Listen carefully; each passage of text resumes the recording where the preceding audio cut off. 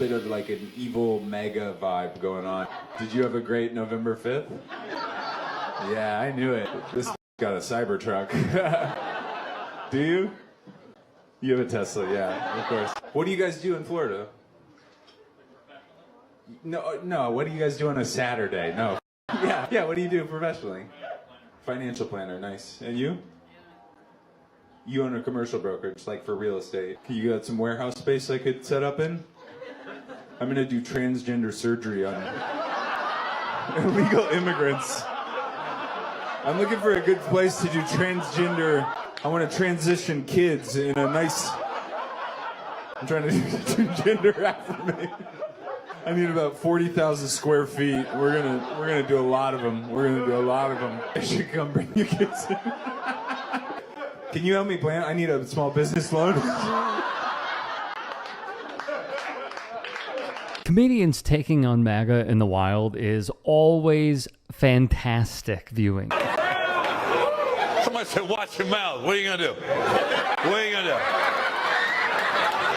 I said, watch your mouth.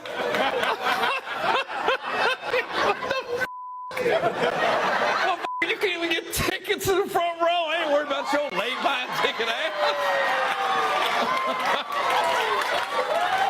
I'm so glad you guys came. You guys have laughed at every joke. Like it's the greatest you have ever heard in your life. Because this guy has never even faced a stage. He's watched the whole show sideways just because he knew he was going to lean into his lady. I'm cool with the sideways laugh. It's better than that motherfucker. Trump. Now you're not gonna. You know what? You're not gonna get 5 minutes, motherfucker. That was the whitest motherfucker I've ever heard. Oh my God! Build your own career, bitch. What you want my 5 minutes for? No refunds, ho. I still got your money, bitch. So technically, you work for me tonight, ho. Stiff ass mom. Give me 5 minutes, motherfucker. You. Ooh, that's when I won. The minute when they just give up with the you. I won. Give that back right now. Come on, Gary. What happened? Oh, he's leaving? Is that him?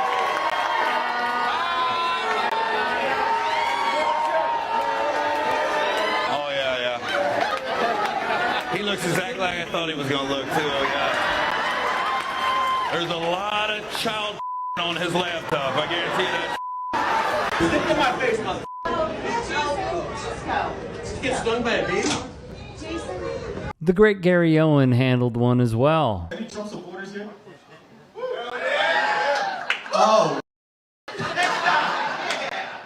But y'all can take a joke, right? Yeah. All right, let's run it. Hey, hold my passport. I gotta find the quickest exit in case. So you guys know the term MAGA, right? Which means make, of course, MAGA. I see you, yeah. Relax. Okay. Alright. So you know the term MAGA, right? Here in America, it literally means what? Make America great again, right? Yeah, we do have the term MAGA in Nigeria. And MAGA in Nigeria, literally, it's a term, literally translates to Americans that gets scammed by the Nigerian scammers. I can't lie to you. The scammers in Nigeria actually, before Trump came in, they addressed the guy that, or the lady that's scamming in America as their MAGA. And what I've realized is, MAGA in Nigeria and MAGA in America is usually the same people. It's usually the same people. I told you you're not gonna like it. But here's something to make you chill a little bit, right? Don't you guys think MAGA sound pretty close to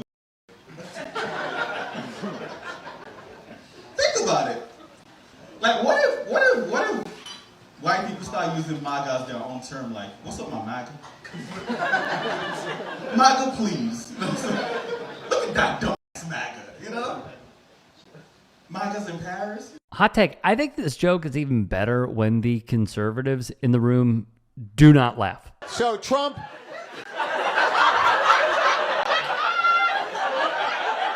You know, the Trump stuff, listen, I'm an independent. I try to go issue by issue. I always got a bad feeling when Trump was done answering a question, even when I agreed with the answer. And that's what confused me, because sometimes I agree with him and I still got a bad feeling. Like, this journalist said, what are you going to do about unemployment in West Virginia? And then Trump goes, unemployment. He goes, you give everybody a job. And I thought that could do it. If somebody didn't have a job and you give them a job, let's take a look at the logic together. Unemployment's been around for thousands of years. Is he the first guy to figure this goddamn algorithm out? You know, and then this other journalist said, what are you going to do about Obamacare? And Trump said, we're going to repeal it. And then they said, what will you replace it with? And he goes, something great. And I thought that could be good, you know, because something great could be good, because historically things that were great were not bad, you know, and then I would pay to watch comedians dissect a Trump presser. Like, cue Gianmarco Ceresi and Bill Burr sitting in a studio for a session. I would watch it. When asked what the J stands for in Donald J. Trump, Trump said genius. Genius. Fun fact, Trump always sleeps with a potato in his underwear. He wants to be America's first dictator.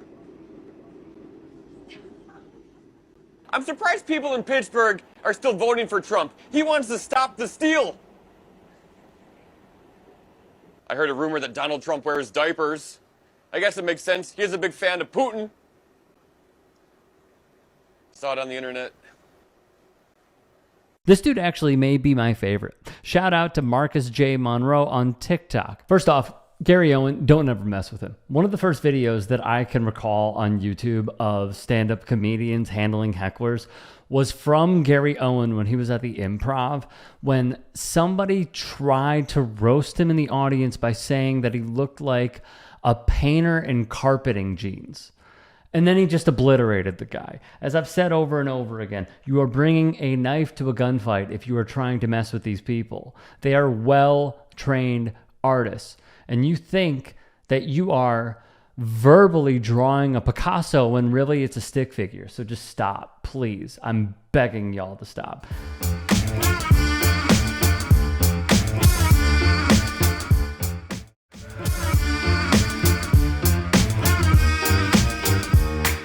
TikTok user GGrox1 gave us the video of the day evading CBP.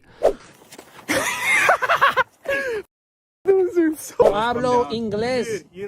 I do speak English. Matter of fact, my English is probably better than theirs. What? So I was actually trying to say a phrase in Japanese, Ore no koto watsurenai, but it came out sounding like German for some reason. I mean, these guys just us all the time, and what they do is pull out their phone, hopefully, you know, thinking that someone's in a back. ¡Chao! Y se marchó, y a su barco le llamó Libertad, y en el cielo descubrió. I can run for days!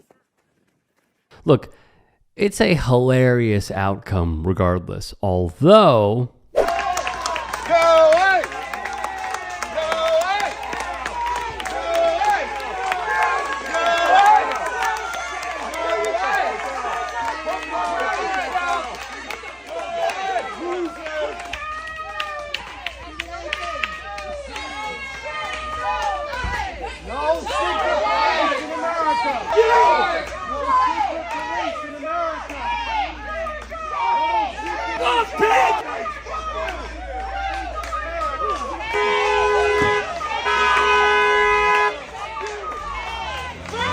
Even with these videos, to hear President Trump and Vice President Vance and his whole, his all of the people that he has around him talk about what is coming, but also the recognition of, hey, we gotta make sure that we do this right. Now, this is where we get into interesting stuff here, because part of this meeting was to talk about Andrew Giuliani, who has now been put in charge as the point person and the leader when it comes to this task force, and to talk about what needs to be done. And everybody kind of said the right things, but the reality is this: it is a political opportunity, it's a financial opportunity, it's a cultural opportunity, and by the way, a responsibility that we cannot afford to waste. It's an advertisement to the world, and not for nothing, but during our nation's 250th birthday celebration. The reality is that our president, in this case, Donald Trump, our sport, soccer, and our country, and we as Americans, we're going to be judged through the lens of this World Cup in the summer of 2026. And so our success, and guess what? Our failure, whether it's on or off the field, is going to be kind of part of that legacy, and certainly that advertisement to the world. This guy has a take. When he's not glazing the president with tweets like this, although to be clear, when Chelsea FC won the FIFA Club World Cup, Trump made his way to the stage for the trophy presentation, and Blues players were rather confused by his presence. Trump would refuse to be ushered off the stage, and the players would eventually box him out. He's not the soccer president, Alexei. He's a nuisance. Thus, when Lawless spoke with Politico, right, the outlet brought up those ICE raids that are going down right now in this country. I mean, look at the perception that people have of where America is right now as we're talking about it, less than a year away from the World Cup. While I can disagree with that perception, it doesn't mean that it's not valid and it's not out there in terms of the way people view the United States. If what they are seeing, what they are reading, turns them off from taking that vacation through the World Cup, that is a problem. I want to try to change that perception to the extent that I can. If you want to support your country and you want to support your team and you pass the vetting process, you are going to have a wonderful time. And then hopefully that message is brought back. And so we can start to change some of that perception out there. But I'm not denying the fact that there are negative perceptions of what America is now out there. Let me be clear to Lawless and others, right? Do you think you're changing this guy's mind? And I will say, before I turn it over to the next speaker, that of course everybody is welcome to come and see this incredible event. I know we'll have visitors probably from close to 100 countries. We want them to come, we want them to celebrate, we want them to watch the game, but when the time is up, they'll have to go home. Otherwise, they'll have to talk to Secretary Noem, who I'll turn it over to now. Because you're not, of course. In addition, shares of Geo Group and Core Civic rose more than 50% since the election. I've worked at Core Civic for 32 years, and this is truly one of the most exciting periods in my career with the company. Meet Core Civic and Geo Group, the two publicly traded companies that have come to dominate the private prison industry. Private prison companies, mainly Geo Group and Core Civic, are champing at the bit at their prospects for big profits in 2025. Core Civic CEO Damon Hinninger is estimated to be worth over $20 million. In 2023, he got paid over 96 times the average Core Civic employee. Geo Group and Core Civic collectively donated at least $1.5 million to Donald Trump's re-election campaign, an inaugural committee, with lots of individual donations by both companies' top brass. In 2025, the federal government has $2.9 billion in contracts with Geo Group and its subsidiaries. That's double the amount in 2024. Core Civic has $3.6 billion in obligations, astronomically higher than any previous year. And President Trump's Attorney General Pam Bondi lobbied for Geo Group. With so many conflicts of interest and so much money involved, standing up to these corporations is incredibly daunting. It is small, obviously, but it is a good thing that Alexei is saying that it's actually a reality. I know that's how far we have fallen to even acknowledge it, but his word salad is because he can't go too hard on a guy that he loves, and also that he is like an ambassador for when it comes to the World Cup. So with all of that being said, let's be clear. People are terrified to come here for the World Cup because they know everything that is going down. They have seen everything that is going down. None of this is a positive. And you know what? If it takes Alexi Lawless going in front of the president and saying, dude, you got to tone it down, all of this is very bad, and he does it, when the problem is corporate interests go directly against that.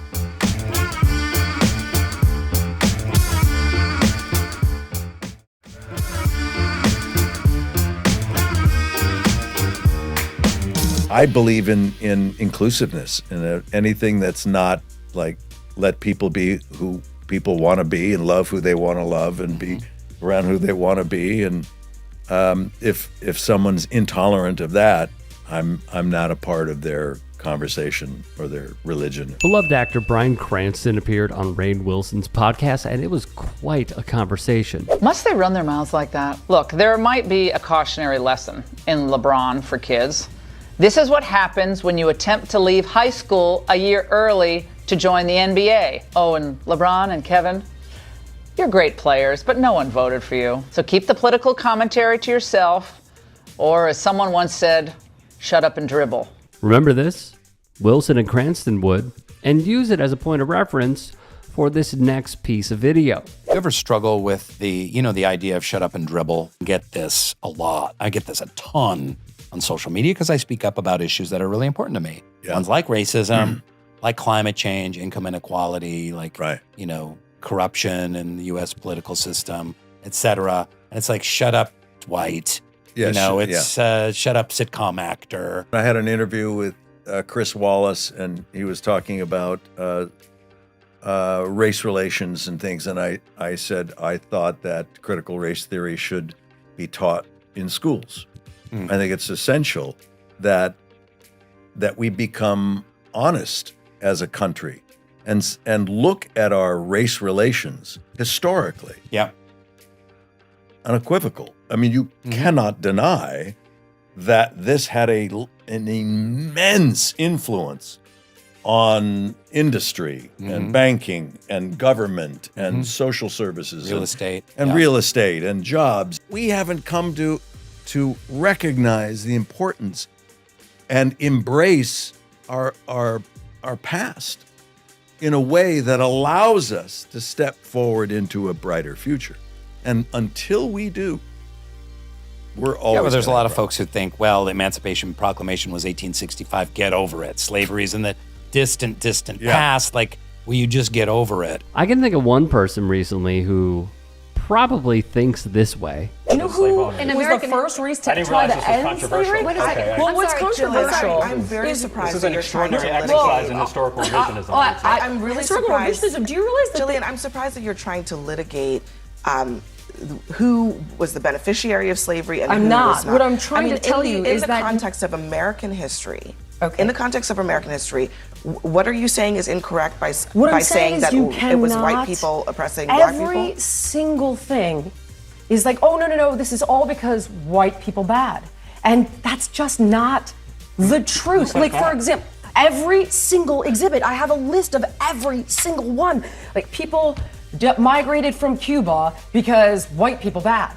Not because of Castro. Yes, no, it's in there. That's what I'm saying. You don't actually know what's in there. Do you know that when you walk in the front door, the first thing you see is the gay flag? That would be MAGA influencer and former Biggest Loser star Jillian Michaels. You brought up, but the whole point of this is that the issue you brought up slavery, and you brought up the question of whether. You brought up the question of whether or not slavery in the United States is about race. The answer is yes. I did not say in the United States don't straw man my argument because that's not what I said. So what are you brought talking up about? Slavery.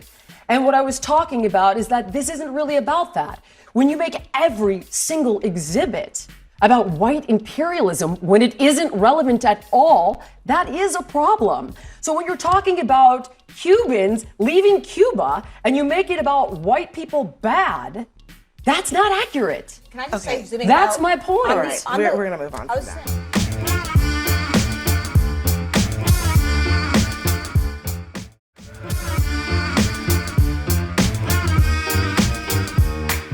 So what do you say to a white guy who's like, well, it's not my fault. I didn't have slaves. But white people did, and it's our country. And that's the thing. You have to, if you take pride in your country, you can't look at your country as the greatest ever when it has this severe bruise on it and will always wear that scar. And that scar will never heal unless we start to say, wow, what did we do? I know it means literally nothing, but I reached out to Rainn Wilson in an effort to get him on this show because I have seen his posts from time to time, and he is very politically outspoken in a very good way. And his podcast is awesome, so I would absolutely love to host him and have a conversation with him. What Bryan Cranston is saying is true.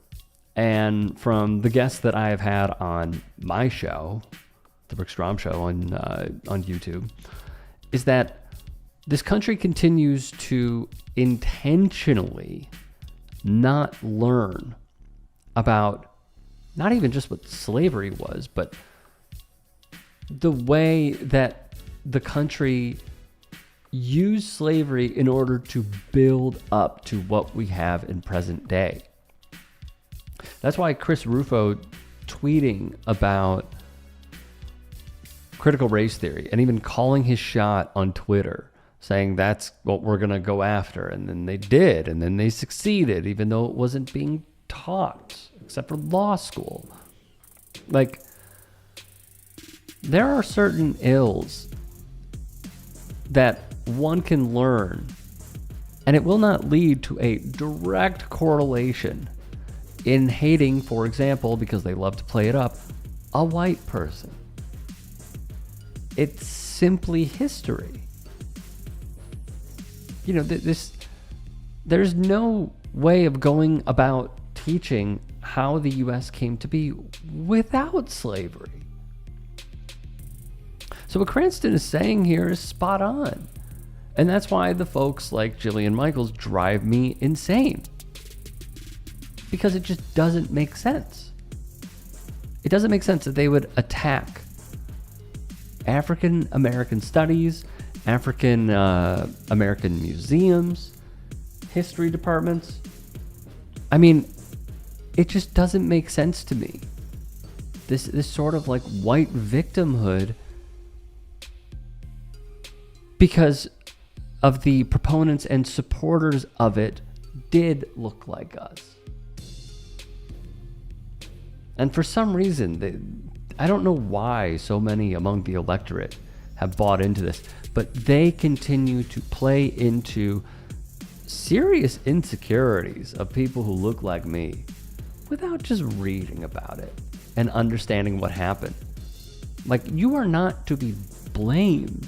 You are actually being welcomed into the conversation to have a deeper understanding of how we got here. It's troubling, man. It's troubling, and honestly, it drives me kind of insane because it just doesn't add up to me. Like, read Teaching White Supremacy by Donald Yakovon, who I interviewed. Read more of his books. Just try, man. Because when we are able to educate ourselves, we will then have a greater worldview and even stateside.